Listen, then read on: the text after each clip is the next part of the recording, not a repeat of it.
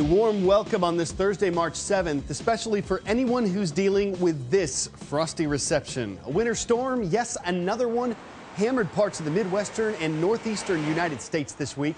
Power outages, schools and businesses closed, flights canceled. Chicago had a record one-day snowfall on Tuesday. CNN's Ted Rollins was there.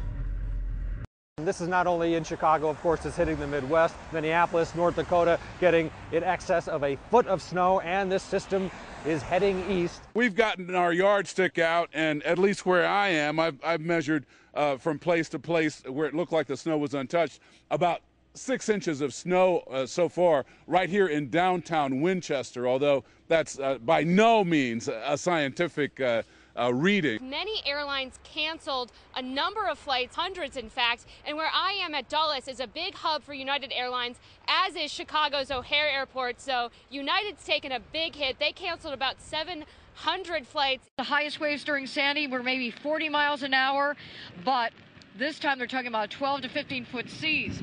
Now you can see the damage that is still pretty clear about what happened during Hurricane Sandy. Look, so many houses still have been destroyed or are heavily damaged. Is this legit?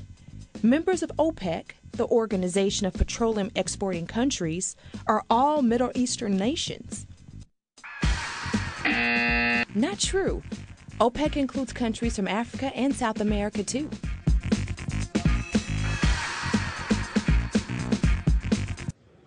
Like Venezuela, a country of more than 28 million people that's in the northern part of South America. Oil's a huge part of Venezuela's economy. It's one of the biggest industries in the country, and it's responsible for roughly 95% of all the money that Venezuela earns by selling products to other nations. Venezuela's in the middle of 7 days of mourning. The country's longtime leader, Hugo Chavez, died this week. His casket was moved to a military academy yesterday.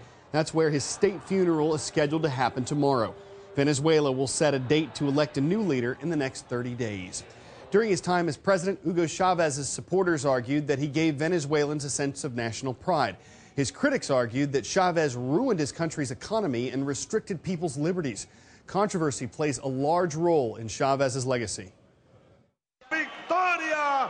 Victoria! He relished being at the center of controversy, so it's no wonder his friends and foes had very different takes on the Chavez legacy. He's made Venezuelans feel proud to be Venezuelan again, and that is something I think that really no other leader has ever done in that country before. In fact, they were doing the opposite. He's destroyed the economy and centralized all power in his hands, decimated the democratic institutions in the country, and left the Venezuelan democracy in even worse shape. So it's a pretty negative legacy. Chavez's rhetoric often aimed at the United States or multinational corporations. It invoked the promise of a socialist utopia, but Hugo Chavez had what most other Latin American leftists did not: oil. Venezuela has the largest oil reserves in the world, along with Saudi Arabia. That oil wealth enabled Chavez to offer up free education and health care in his own country. The price of his socialist agenda? Hugo Chavez himself. Presidential term limits were abolished. Even his critics admit he could have gone on winning elections indefinitely. His biggest failure may be his success, a legacy of one. Friends and foes, the Chavez legacy is filled with both. See if you can ID me. I'm a type of vehicle that's been around for more than 100 years. My name comes from a Latin word that refers to a combination of things. In my case, that's an internal combustion engine and an electric motor. I'm a hybrid, a vehicle that runs on fuel and electricity. Volkswagen's coming out with a new hybrid car that the company claims would get the equivalent of 261 miles per gallon. Considering that the standard Toyota Prius gets around 50, this is significant. But this doesn't mean that the XL1, as it's being called, will get you across the country without stopping. Between battery and diesel power, VW says it'll go about 310 miles total, which is about 90 miles less than your average sedan on a full tank of gas. But the XL1's engine only needs about 2.6 gallons of diesel to fill it. so a fill-up at today's prices would cost about $11. It's incredibly aerodynamic, significantly more so than a Chevy Corvette, for example, and it certainly looks futuristic. But it's not fast. It'll take over 12 seconds to get you from 0 to 60. Its top speed will be about 100 miles per hour, though of course none of us would ever drive that fast. It's also not expected to be cheap, and it may not even be available in the U.S. But Europeans who want fuel mileage bragging rights and can still afford the car may have something to brag about. 1 week ago, we told you about Jaquil Reagan. While he was walking to a job interview, he made an impression on a local restaurant owner and got a job there. It was a great story about one person's work ethic, but it's not the end of the story, and it's not the end of Jaquil's impressive display of character. WXIN's Kent Erdahl picks up the story.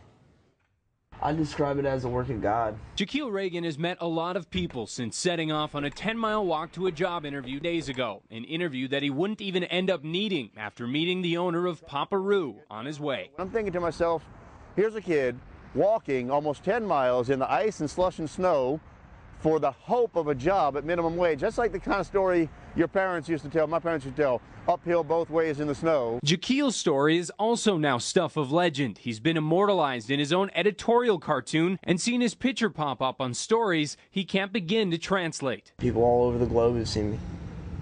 It's really crazy. The story, as one of my customers put it, is redefining viral. That's because it's generated more than just likes on Facebook. It's created a new life for Jaquil. It really has changed quick. Like, I went from sleeping on a couch to sleeping in my own house, in my own apartment. You see, before meeting his new landlord, Jaquil was homeless and living with friends. He also didn't have a phone. I was trying to get a hold of you last night. Now he's taking calls from the Chicago Bulls organization. They contacted him after seeing a certain hat on TV. They gave me some tickets to the Bulls. I was really impressed, and I think it's awesome. As we showed you last week, Jaquil also received a free bus pass, though he hasn't had to use it much after meeting plenty of coworkers who have offered to give him rides. I really appreciate it. Really grateful. Jaquil's story didn't just get him a job. In fact, they've gotten so much good publicity here at Papa Roo that they've actually had to hire additional staff to keep up with all the extra demand. We've got 5 new permanent hires. Some of them have spent time answering phones. My cashiers have turned into receptionists. Fielding dozens of donation requests for Jaquil. Each slip is an individual contact of a person with a name and a number, and they want to help financially. Each of these slips. In fact, so many donations have come in that Jaquil decided to create his own foundation, saying half the money will go to help disadvantaged people find work. The other half will go to him, but he'll be sharing it with the most important people he's met in the past days. 25% of my half is going to Papa Roo employees, because they have been working their fingers to the bone while all this has been going on. The restaurant has been a bit more busy than it has ever been. And, they really deserve it, Are teenagers getting tired of Facebook? Just about everyone who tweeted me about this said yes. A couple new reports say Facebook's younger users might be leaving for other sites and apps like Twitter, Snapchat, and Instagram. Facebook still gained millions of users last year, and the company owns Instagram, but many teenagers are turned off by the number of parents on Facebook, and privacy factors in too. Graham said on our Facebook page he's posting less because he worries about colleges or potential employers seeing it. Students on Facebook can talk to us there. Teachers, you can talk to us at cnnstudentnews.com. Please let us know your thoughts on today's show. Something you may not know about me: I can juggle. Not well. So already I thought this YouTube video was impressive, but watch this guy's left hand and listen closely. You notice what's going on there? Every time he catches the cube, he's moving its pieces. The only way I ever solved a Rubik's Cube was by taking the stickers off and moving them around. This guy's doing it one-handed while he juggles. Show off. We'd suggest like a mic drop, but it doesn't look like he ever drops anything. We were going to grade that performance, but we didn't have a good Rubik for it. He posted that video right before Valentine's Day. You might think that's puzzling, but it was just in time for Cubit. And if he ever takes a show on the road, I just hope he stays safe because it can be a real juggle out there. I'm Carl Azus. Enjoy the rest of your day.